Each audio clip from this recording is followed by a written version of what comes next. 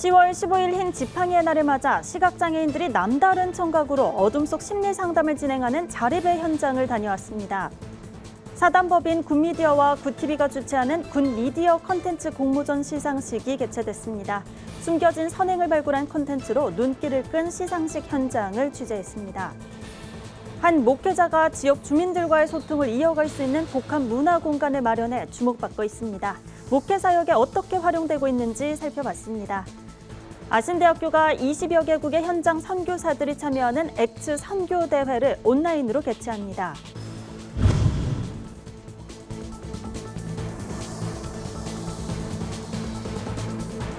여러분 안녕하십니까? 굿TV 뉴스입니다.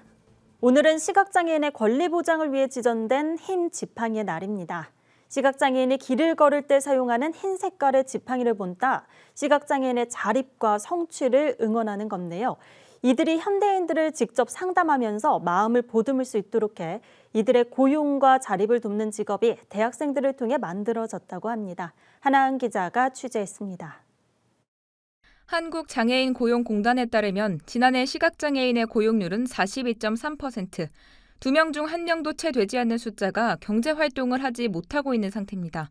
이런 문제를 해결하기 위해 서울대 학생들은 봄그늘이란 협동조합을 만들고 어둠 속에서 시각장애인들이 상담을 위해 찾아온 사람과 단둘이 이야기를 나누도록 하는 서비스를 시작했습니다. 대화 서비스의 공식 명칭은 블라인드 마음보듬. 상담을 하는 시각장애인들은 마음보듬사로 부릅니다. 아래만 보이는 안경을 쓰고 빛 한 줄기 없는 암막 처리된 방으로 들어가면 시각장애인 마음보듬사와 50분간 1대1로 대화를 나누게 됩니다. 시각장애인이 온전한 시력을 가진 정한인에 비해 청각적으로 훨씬 민감하다는 점을 활용했습니다. 철저히 익명으로 진행되는 데다가 서로를 볼 수 없는 구조는 마음의 짐을 털어놓기에 적합합니다. 아무도 나를 보지 못하니까 깜깜한 상태에서 그냥 실루엣도 잘 안 느껴지는 상태에서 얘기를 하다 보니까 그런 거에 대한 부담감이 없어서 오시는 것 같아요.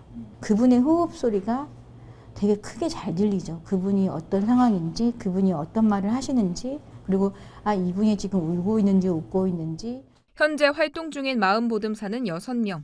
이들은 보건복지부와 한국직업능력연구원이 인증한 마음보듬사 자격증을 갖고 있습니다. 이들은 직접적인 문제 해결보다는 공감과 경청, 지지를 기반으로 내담자의 마음속 고민을 나눌 수 있도록 돕습니다. 이 때문에 정신과 상담 기록이 남는 게 부담스럽거나 높은 비용 때문에 상담센터 가기를 주저했던 사람들이 주로 이곳을 많이 찾습니다. 이용자들의 만족도 또한 높습니다.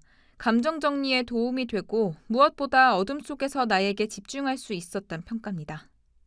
블라인드 마음보듬을 운영하는 봄그늘 측은 시각장애인의 고용률을 높이고 상담 서비스의 심리적, 경제적 진입장벽을 낮추는 것이 목표라고 말합니다. 시각장애인 분들에 대한 고용의 기회가 늘어났으면 좋겠다고 저희는 생각을 하고 멘탈 헬스케어의 대중화와 좀 더 사람들이 자기의 마음 건강을 위해서 이러한 대화 서비스 같은 걸 지속적으로 이용했으면 하는 그런 바람을 가지고 있습니다. 이들은 또 장애인들이 장애를 역량으로 승화시키는 특화 직업이 앞으로 정착했으면 좋겠다는 바람을 전했습니다. 굿TV 뉴스 한아은입니다. 다양한 아이디어가 돋보이는 컨텐츠로 세상에 복음을 전하는 굿미디어 컨텐츠 공모전 시상식이 열렸습니다. 올해는 전국 곳곳의 선행 소식을 발굴함으로써 희망과 용기를 전하는 작품들이 대거 출품됐는데요. 그간 알려지지 않았던 선행들이 공모전을 통해 새롭게 알려져 눈길을 끌었습니다. 공모전 시상식 현장을 김민주 기자가 보도합니다. 가족의 모습을 통해 평범한 일상에서 실천할 수 있는 선행의 의미를 나눕니다. 기자의 도움으로 성우가 될 수 있었던 노숙자의 이야기는 훈훈함을 전합니다. 선한 메시지를 담은 캘리그라피와 일러스트, 사소한 일상이지만 따뜻함을 전하는 사진들까지 모두 굿미디어 콘텐츠 공모전에 출품된 작품들입니다. 선한 아이디어가 발휘된 출품작들을 선정하는 제3회 굿미디어 콘텐츠 시상식이 15일 개최됐습니다. 굿TV와 사단법인 굿미디어가 공동으로 주최하는 굿미디어 콘텐츠 공모전은 영상과 사진 등 다양한 콘텐츠를 통해 한국교회의 부흥을 도모하고 세상에 선한 영향력을 전파하기 위한 행사입니다. 숨은 선행을 찾아서란 주제로 진행된 이번 공모전엔 10대 고교생부터 80대 어르신까지 다양한 연령대가 참여한 가운데 100여 개의 작품이 출품됐습니다. 이 가운데 대상 한 팀과 최우수상 한 팀, 우수 장려 등 총 34개 팀이 수상자 명단에 올랐습니다. 대상은 경북 하양초등학교 팀의 틀린 게 아니야가 차지했습니다. 이 작품은 다문화 이주 학생과 정신지체 장애를 가진 학생이 겪을 수 있는 소외감 등 감정적인 어려움을 드라마로 표현했습니다. 틀린 게 아니라 다름을 인정하게 되는 학생들의 모습을 통해 우리 사회에 필요한 메시지를 적절히 표현했다는 평가를 받았습니다. 저희 학교에는 그 시골 학교라 가지고 그 장애를 가진 아이나 아니면 그 필리핀이나 다문화 가정의 학생들이 많습니다. 이 아이들이 부쩍 자신감도 많이 붙었고 사실 자기가 소외된다고 항상 생각을 하고 있는데 주인공을 하니까 아이가 또 자존감이 높아지는 것 같아서 거기서 좀 보람을 얻었습니다. 이번 공모전에선 에세이와 내레이션, 웹툰 등 참가 분야가 확대된 점도 눈길을 끌었습니다. 장려상을 받은 온기로 달리는 택시, 세계는 민정이 놀이터, 나의 사랑아 등 에세이 작품은 취업난이나 장애 등으로 어려움을 겪고 있는 사람들에게 희망과 용기를 전합니다. 수동적인 삶에서 능동적인 삶으로 그런 인식을 좀 개선하고 싶었고 차별을 넘어서 배려와 나눔의 아이콘이 되고 싶어서 사람들에게 힘과 용기를 주고 싶어서. 이날 시상식에 참석한 수상자들은 구티비가 세상에 선한 영향력을 전하기 위해 전개하는 선한 사람 캠페인에도 참여했습니다. 이들은 공모전의 주제가 선행인 만큼 앞으로도 구티비와 함께 복음을 전하는 일을 지속하겠다고 포부를 밝혔습니다. 공모전 수상 작품은 구티비의 다양한 플랫폼을 통해 전 세계에 복음을 전하는 미디어 선교 도구로 활용될 예정입니다. 구티비 뉴스 김민주입니다. 코로나로 대면 만남이 어려운 가운데 교회 사역들도 크게 위축됐습니다. 성도들과도 지역 주민들과의 소통도 어려운데요. 이런 상황에서 한 목회자가 지역 주민과 소통할 수 있는 복합 문화 공간을 마련해 주목을 받고 있습니다. 일과 목회 사역의 장으로 운영되는 오롯이 서재를 박재현 기자가 취재했습니다.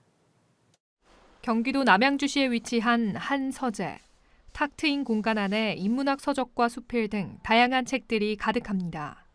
앉아 쉴 수 있는 공간도 곳곳에 마련되어 있어 책을 읽거나 차를 마시며 여유를 만끽할 수 있습니다. 지난 1월 지역 주민들을 위한 복합 문화 공간으로 세워진 오롯이 서재입니다. 오롯이 서재를 운영하고 있는 이춘수 대표는 코로나19로 교회 안에 모이지 못하게 된 지금 책을 매개로 지역 주민들과 더욱 가까이 만나기 위해 이 공간을 마련하게 됐다고 설명했습니다. 모이고 흩어짐의 역동이 살아있는 교회 형태를 삶 가운데서 한번 만들어 보고 싶었어요. 모이는 것도 여전히 중요하지만 교인들이 교회 바깥으로 세상 속으로 흩어져서 하나님 나라, 교회를 이루는 그 모습을 목회자로서 돕고 구현하는 데. 오롯이 서재는 책과 관련된 문화 활동들도 진행 중입니다.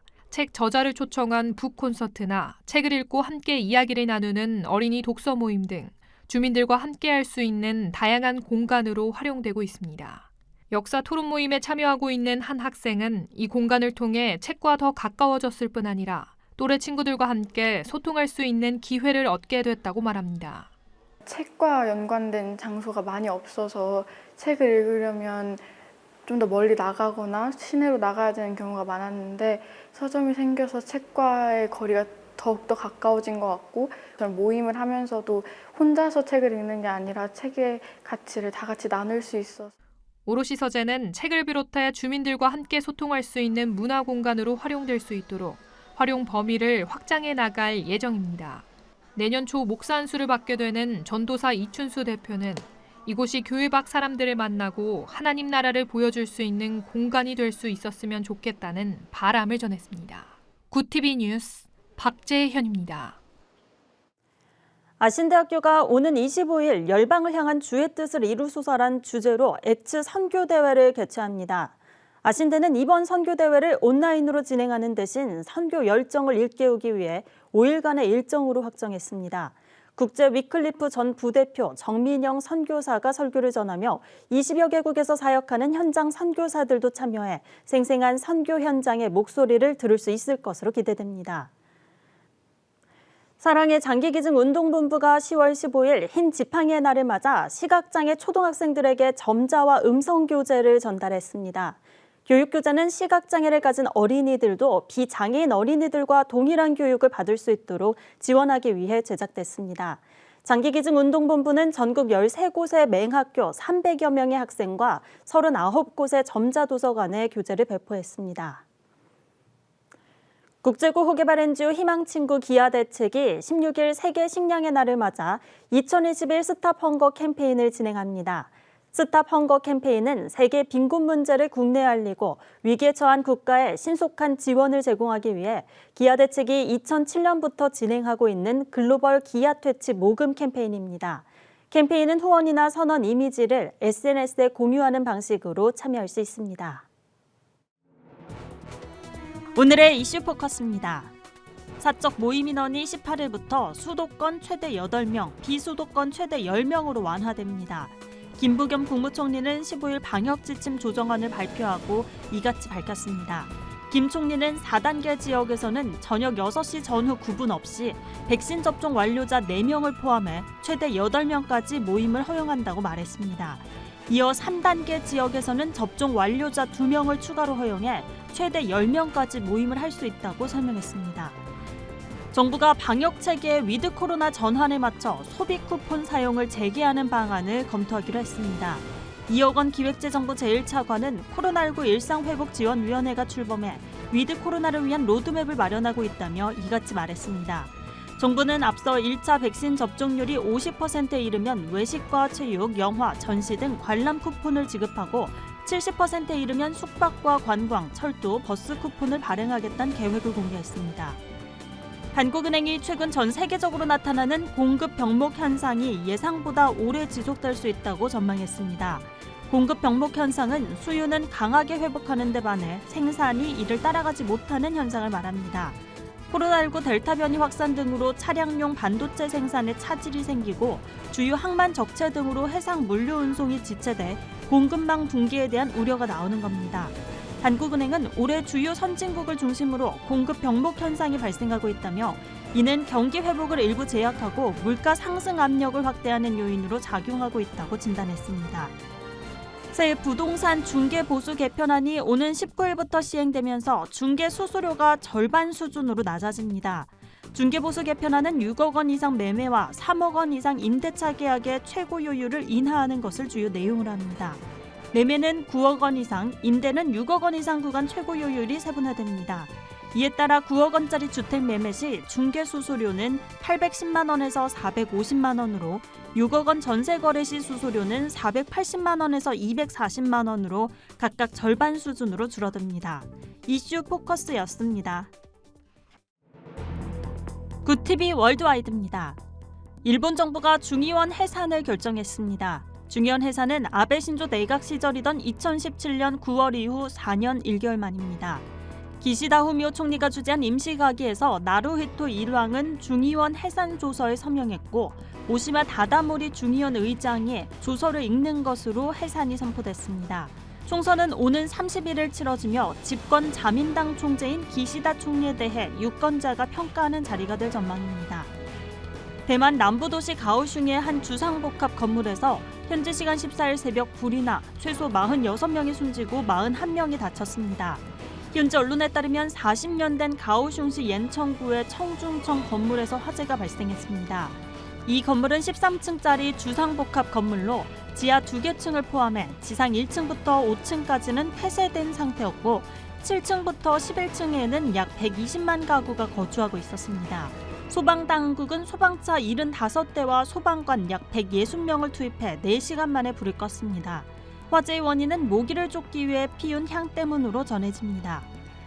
블라디미르 푸틴 러시아 대통령이 차기 대선 재출마 여지를 남기는 발언을 했다는 보도가 나왔습니다.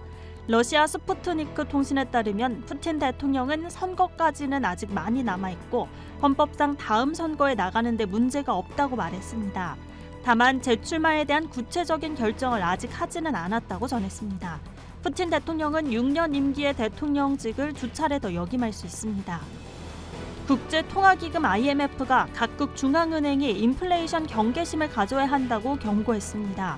IMF는 중앙은행이 물가 움직임을 모니터링하고 인플레이션 압력을 검토할 것을 주문했습니다.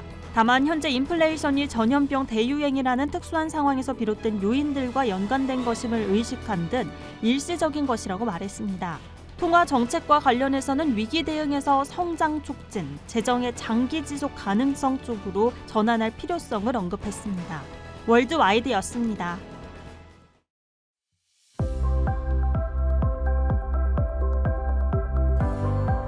날씨입니다. 내일은 종일 흐리겠습니다. 일요일 서울의 아침 기온은 1도까지 떨어지면서 최근 들어 가장 추운 날씨가 전망됩니다. 서울 등 내륙 일부 지역에 올가을 첫 한파특보가 예상되는데요. 체감온도는 영하권까지 떨어질 수 있어 건강관리에 유의하셔야겠습니다. 다음 주는 내내 최저기온이 한 자릿수로 떨어지면서 쌀쌀한 날씨가 이어지겠습니다. 이어서 내일 전국 날씨 살펴봅니다. 내일 한낮 최고 기온은 서울 13도, 대전과 전주, 광주는 16도로 예상됩니다. 제주와 강릉은 20도, 부산은 19도까지 오르겠습니다. 일반적으로 장애를 가진 사람들에겐 도움을 줘야 한다고 생각하는 사람들이 많습니다. 오늘 보도한 시각장애인들은 마음 보듬사가 돼 현대인들의 지친 마음을 위로해줬는데요. 편견을 깨고 서로의 결핍을 채워주는 일이 더 많아지도록 우리 사회에 꾸준한 관심이 필요합니다. 이상으로 뉴스를 마칩니다. 오늘도 함께해 주신 여러분 고맙습니다.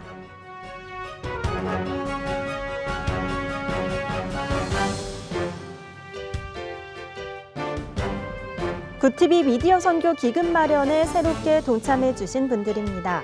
강덕민, 강바울외 58분이 후원해 주셨습니다. 후원해 주신 모든 분들께 감사드립니다.